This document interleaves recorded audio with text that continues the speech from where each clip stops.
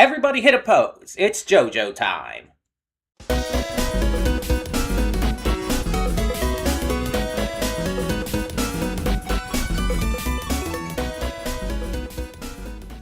Before we get to today's video, I want to take a moment to talk about Patreon.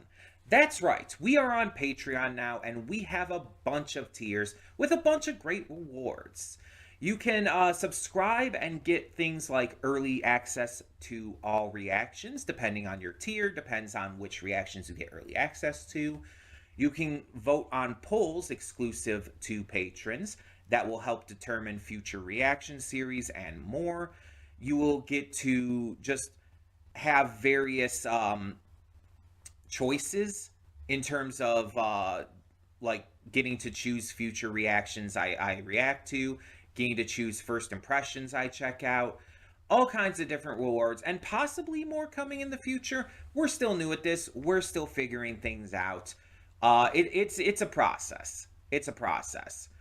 But we have multiple tiers, so whatever you would be able to donate, if you're able and willing to donate, is appreciated. It helps me out, it helps the channel out, it helps us grow. It's going to help just, standardly. It's just something new to check out.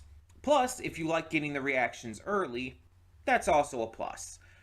But it is optional. If you're unable to do it, that's completely fine. All reactions will come to YouTube just a little bit later, a week later or so. So, that all being said, thank you as always so much, and let's get on with today's video. And with that being said, hey everyone, welcome to Princess Gay. I'm your host Connie, and today we are here with my blind reaction to episode 1 of JoJo's Bizarre Adventure Steel Ball Run. This has been a long time coming. It's been a few years since we got the last part. And people were kind of questioning if we would end up getting part 7. Because part 6 wrapped up, in a way, the first entire story of JoJo's Bizarre Adventure.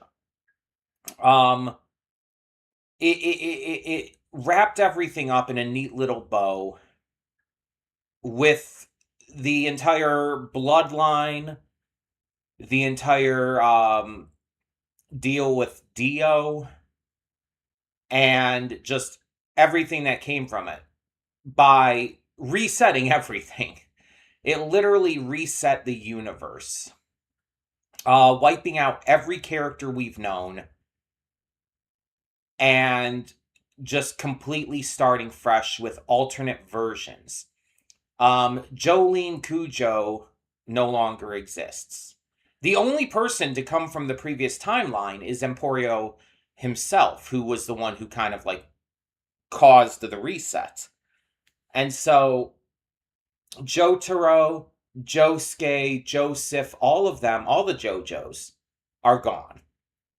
All of the Jo Bros, the friends and allies of the JoJos, all of them are gone. It's at a point where everything from this point on will be completely fresh and new.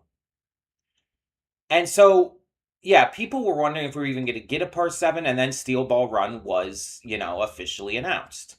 And this is exciting because many manga fans consider Steel Ball Run to be the best part of JoJo. To be the single best part above any others. Now, my favorite part currently is Diamond is Unbreakable, Part 4, which was Josuke Higashikata in Morio. I think that part just hasn't been beaten by anything before or since, in my eyes. I know a lot of people really love Stardust Crusaders. And there are some diehard fans of other parts, too. Even though a lot of people seem to think, part 1 is, the weakest for some reason, there's even some people who say it's outright bad, which I don't understand at all. But there are a lot of diehards for that. Now, as we're watching this and as we're doing these pre-thoughts, I'll mention this in the reaction as well for those watching on Patreon, but, you might hear some construction noise and stuff outside. There's like these people there. I don't know if they're like digging up something for a water main or something. They're like right outside though. They're like literally right outside at the median between our yard and the street. So it's like, if you hear that, I apologize. There's not really anything I can do about that. It's just, they're out there, they're working, they're doing their jobs, and they're going to be noisy about it. At least to some degree. At least they're not, like, breaking shit up anymore, because that was really loud when they were, like, starting to dig into the road and all. But yeah, hopefully they don't get too loud anymore at this point. But we'll have to see. We'll have to see what happens, because I don't know. But either way,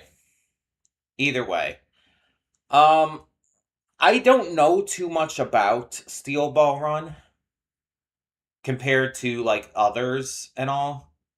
Like going into some of the other parts, I knew a lot more. I believe the main character's name in this is Johnny, I want to say. But I'm not confident in that. And I know this takes place in America. And I know the Steel Ball Run is a race. That is literally all I know about this. I did see the very first trailer, but like I wasn't like, I guess I wasn't paying like the biggest amount of attention because I don't remember a lot about it. I genuinely can't think of like anything that happened in that trailer other than like them showing off a bunch of characters. I can't even fully remember what the characters looked like. I think one of them had a grill. Like a golden grill in their mouth. But it's like, I don't know. For some reason, I just can't remember everything. But I'm excited. This is, if this part is as good as manga readers say it is, then this is going to be one hell of a ride. And with JoJo's Bizarre Adventure, like in general, like it tends to be a hell of a ride. So I'm trusting Araki. I think I think we're going to get another good part. And I'm just excited to see what happens. I'm excited to meet these characters, excited to meet the villain, whoever that ends up being. It's one of those things I feel is like hard to say, because sometimes the villain's introduced pretty much right away. Sometimes the villain's not introduced until later on. Like Kira in part 4, I don't think gets introduced, like actually shown in the story until like halfway through. But we'll see. We'll see. This could be like Dio, where the villain's introduced pretty much right away. And one last thing before we start, I'll probably mention this during the reaction itself as well. Again, for those not on Patreon, but I am watching off of the browser today because for some reason it's taking a long time to get like copies of this episode downloaded. I don't know if it's because it's a double length episode, but the only ones I've found have like don't have subtitles. And it's like I kind of need subtitles to know what they're saying. But it's like those are the only ones that I've found downloaded so far, or on any of the sites to download. So hopefully episode 2 ends up getting up quicker. Oh, and by the way, this is double length for this first episode, so that's exciting too. I like it when shows do that. Either way, I think we should get into this, so let's check this out and see what Steel Ball Run is all about. Hold up just a sec. Before you click that link down in the description below to get to today's video, I want to remind you of all the awesome content we have both on this channel and the Princess of Gaming channel. Let's check it out.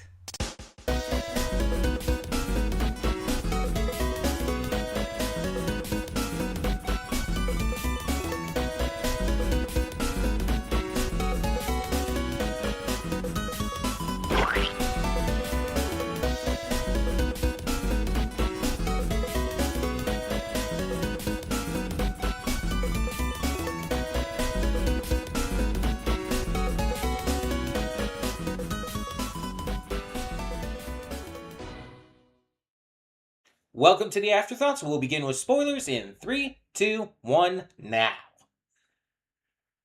Yeah, this part has to be more than just this. Because it's like this race is exciting and fun, but it's like even for as long as that can go, that can't be this entire series. There's gonna definitely be like the in-between parts of each leg of the race. And I feel like at some point we're gonna go beyond the race and just focus on some other stuff too. Whether the race just ends up getting finished or whether we have just a bunch of stuff in between. We don't exactly know how long it's going to be between each leg, right? Is it like a daily thing? I would kind of imagine it would have to be more than a day. Like, I don't remember if they said like anything specific about that, but I would kind of imagine that each leg would take place like maybe once every couple days or so. Give time for the horses to rest and everything. Because you don't want to push them too much, I feel. And I assume each leg of the race, the winner is going to get an advantage for the next leg every time. That would just make sense to me. But this is a fascinating start so far. This first double length episode was the first stage of the race, and we get to mostly meet our characters, see their inspirations, kind of get their entire vibes and characters down, and really just start to set everything into motion. So the Steel Ball Run is a transcontinental race from San Diego to New York, being run in the 1890s, I believe it was. And it is being like run by Steven Steele, I think the name was. I was thinking in my head like Steven Stone, but it's like no, that's the Pokemon character. It's so close though. It's like very close. But Steven Steele, who is this like I think it said 40-year promoter, which is like dude doesn't look like that old. So he's like doing really well for himself if he's been promoting for 40 plus years. Um but yeah, he's running this entire thing and he exudes this confidence when promoting, but outside of that he actually has a lot of confidence issues as we see. His partner, I think, I don't know, it never really confirmed it, but we see her comforting him and making sure that he's okay, like while he's like panicked and freaking out, which I think is like fine. I understand it was done like for laughs, but it's like this is a big undertaking, this is a big deal to put on. So it's like him being worried and like freaking out and like having like almost a panic attack over this going well and how people are viewing it is honestly reasonable. Like this is something that like it's been made clear has never been done before. So I can't blame him for that. But you also see through this that this is a this is like a big deal, not just for him but for the media as well. Everybody's latching on to this. Like he was even surprised by how many people were waiting at the finish line of stage one. It's become like this kind of like big um almost worldwide event because they even had people from Germany competing with their automobile and everything. So it's like it's kind of like a bigger deal than even just America. And that's fascinating too. There seems to be no real like huge rules as to how you run the race. You can do it on a horse, on a camel. Um the automobile was allowed even though it's not feasible. But you can even do it on foot. And it's like it's more about the spirit of the race and what it means. It's more about taking that chance and going for it, even if it's, unlikely. It's all about just the spirit of competition and adventure. And you kind of respect that. But weapons are apparently allowed too. There are rules for the in-between portions, but during the racing itself, pretty much anything goes. So that's fascinating. And it's going to lead to some crazier stuff than we saw even in this stage. I assume future stages aren't going to be like this quick either. I assume they're going to be longer and take part over more episodes. I'm very curious to see how this is all handled. But let's talk about our characters. So our kind of main character is Johnny Joestar. Johnny is not related to any previous Joestars or the general lineage and family from the first 6 parts.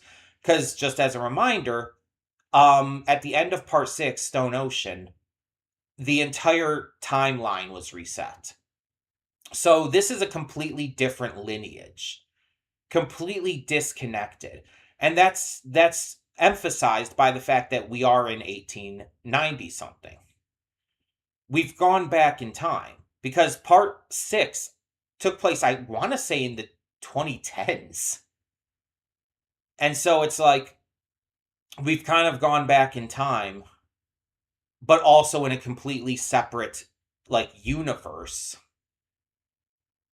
And so none of the characters we're seeing here have any connection to the ones from the past universe other than the names.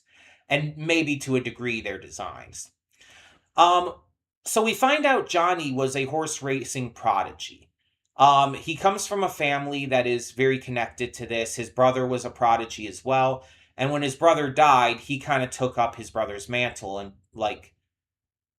became a prodigy in his place. Even though Johnny wasn't particularly great at first. He did end up becoming amazing at it and became super famous. However, he also got super cocky. He became very full of himself, and it ended up biting him in the ass when he and his partner cut in line at some event. I don't even think it said what it was.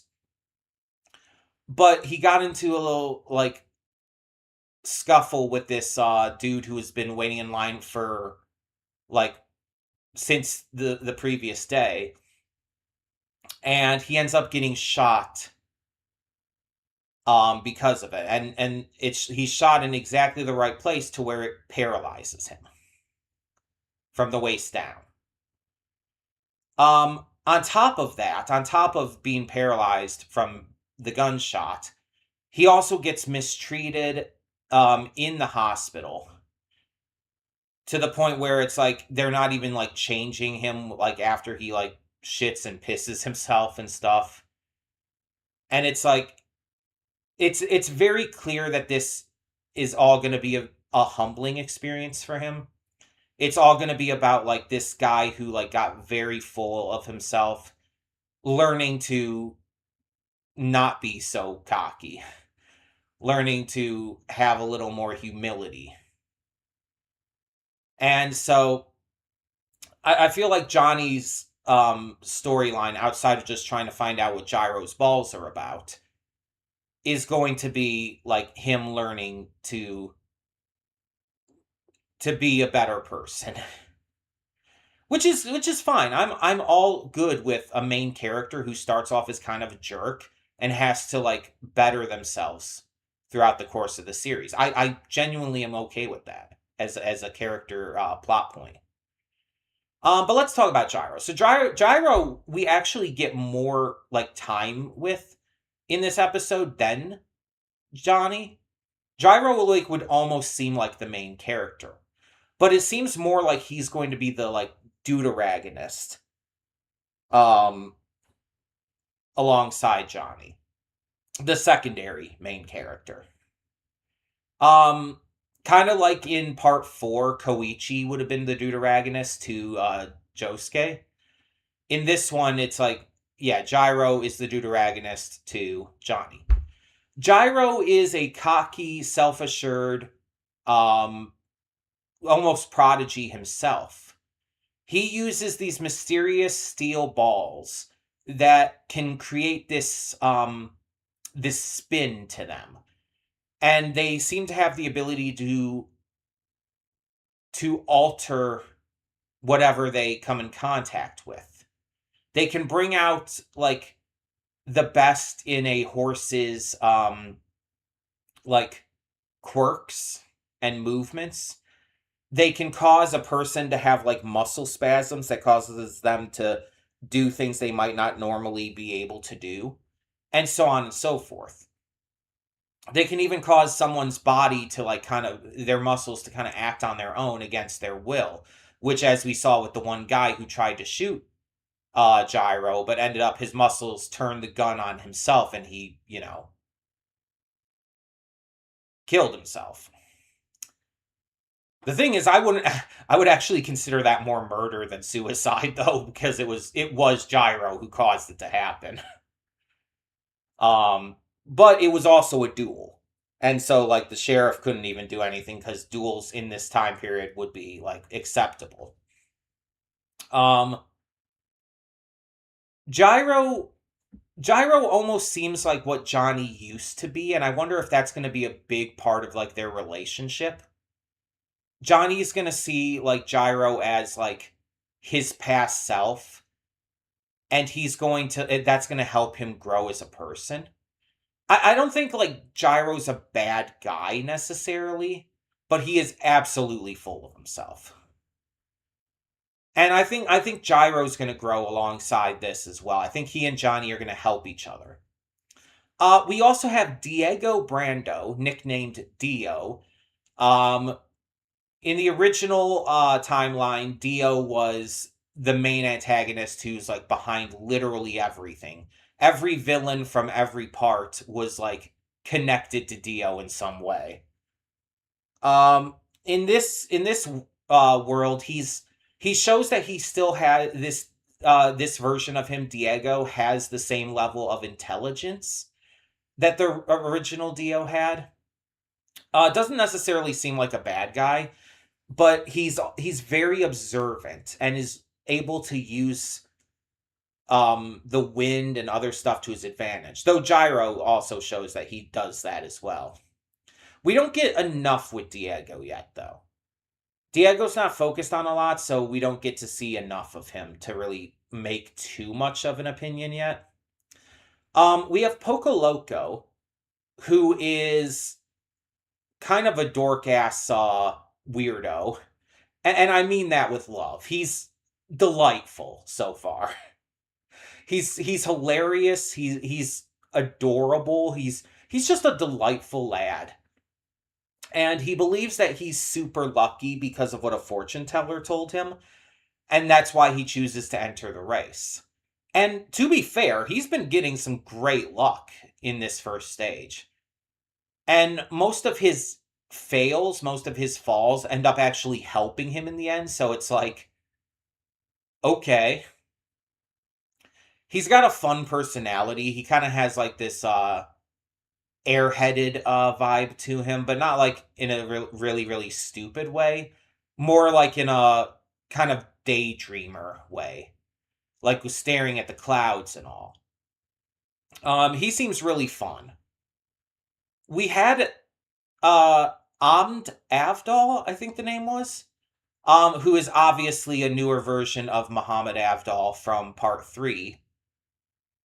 And he's taken out of the race in this first stage, which was really surprising to me because he seemed like he would be a bigger deal, especially because it's like we know who he's a new version of. But he just ends up getting taken out. Gyro leads him into a trap with the cacti, and yeah, it kind of sucks that he's like just out of the race already. And then we have Sandman, who's probably the most interesting to me. And again, like I said in the reaction, it's not just because he's hot, though he is.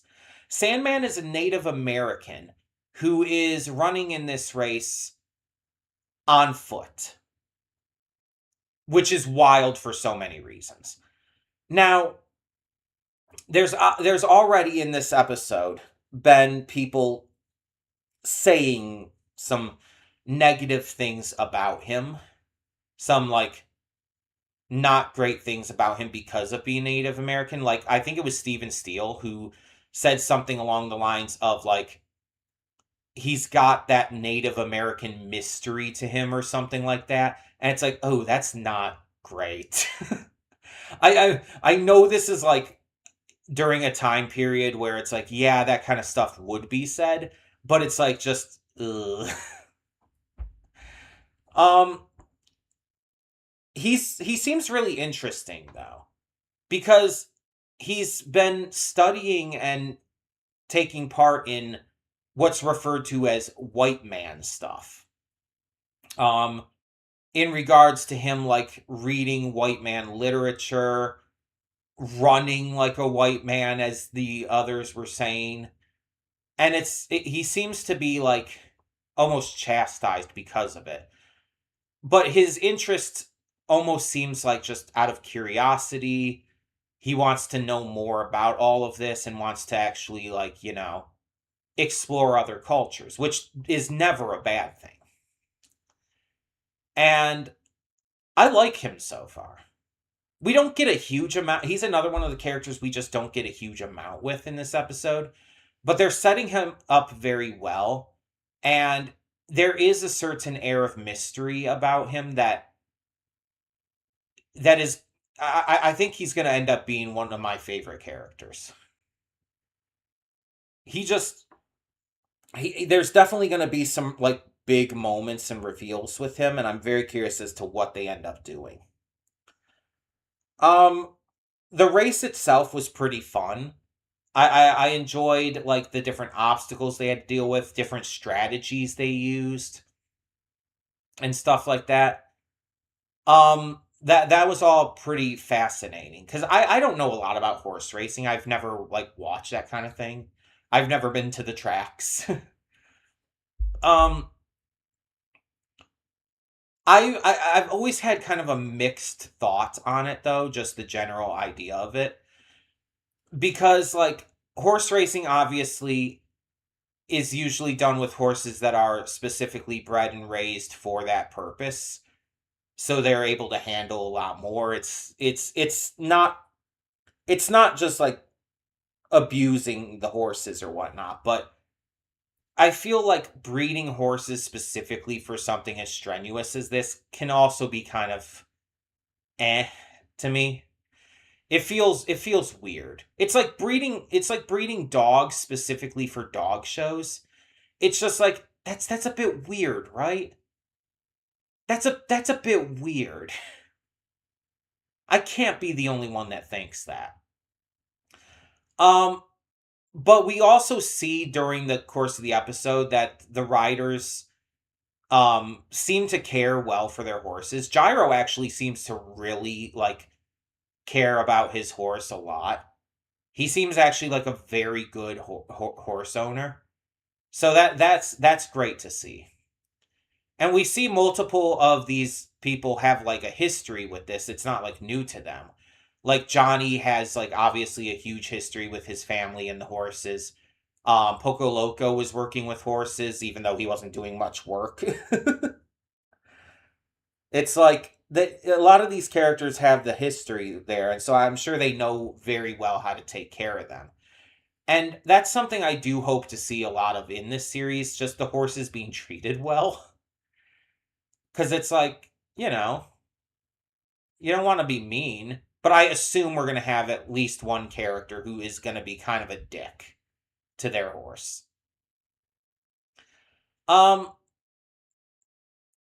Something else I did notice is that all of these racers are male. And I'm not surprised by this because of the time period it takes place in. But there's a part of me that kind of wishes there was like at least one girl in there. Just to kind of change things up. But maybe there will be revealed to be one that we just haven't seen yet. Or maybe there will be something else like that. I don't know. I assume there's going to be like some notable like female characters outside of just Steven Steele's partner. But I mean, I've never, watched this or read it, so I don't know. But let's talk about like other stuff as well. Like the voice acting in this was fantastic. Everyone was doing a great job. I like how some of the characters had like these quirky laughs or whatnot. Like Gyro has this very notable, like silly laugh he does. Poco Loco has like a fun laugh and is just generally like a really fun performance.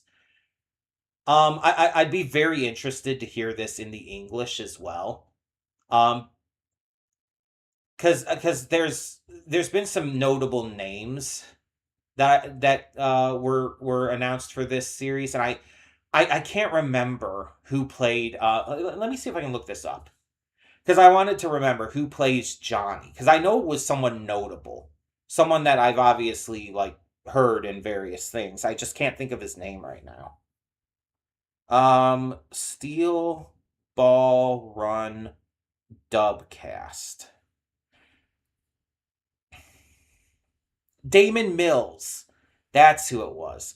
Yeah, Damon Mills has been like everywhere. He's a pretty notable um voice actor. He does a lot of big name stuff. He was Tanaka in The Summer Hikaru Died. That's a fun one. Um but yeah, he's done a lot over the years. And so he's like really excited. I've seen like some tweets and stuff. He's really excited to be portraying Johnny. Gyro Japelli is Kaiji Tang Gojo from Jujutsu Kaisen. That's fun. Um, Jameson Price is Steven Steele. Damian Haas is Diego Brando. That's a really fun one. Damian Haas, it is a notable VA, but like one of like the big things I know him for is Smosh. Sandman is Alejandro Antonio Ruiz. I'm not sure if I know the name there. Poco Loco is Cedric L. Williams. Okay. Let me see about Alejandro Antonio Ruiz. Do I know you from anything? No, I'm not seeing anything. It seems like he hasn't done a lot. Okay, that's cool though. I like actors being able to get like big roles like this without having necessarily done a huge amount yet. It gives them a spotlight. Oh, apparently Cedric was Kabru in Delicious in Dungeon. And also Rengoku from Demon Slayer. He's been in Baki Hanma, Kuroko's Basketball, Promised Neverland. Okay, so he was Chitu in Hunter x Hunter? Oh, I've definitely heard him then. Yeah, I know Chitu. Also Nitro and Charlotte Nuichi from One Piece. Okay. So I definitely know Cedric L. Williams. Just didn't know him by name. Okay. So that's fun.